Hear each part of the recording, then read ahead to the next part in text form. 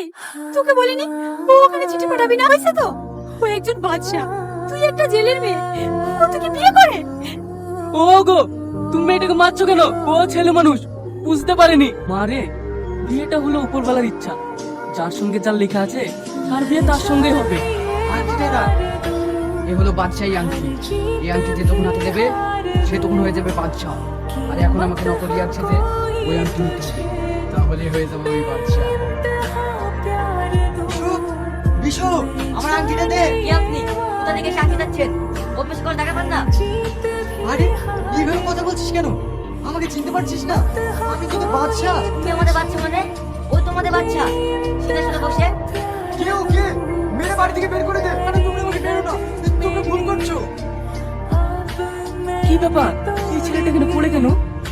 কি গো, কি হয়েছে তোমার? আমি মানে আজ 3 দিন হলো কিচ্ছু খাইনি।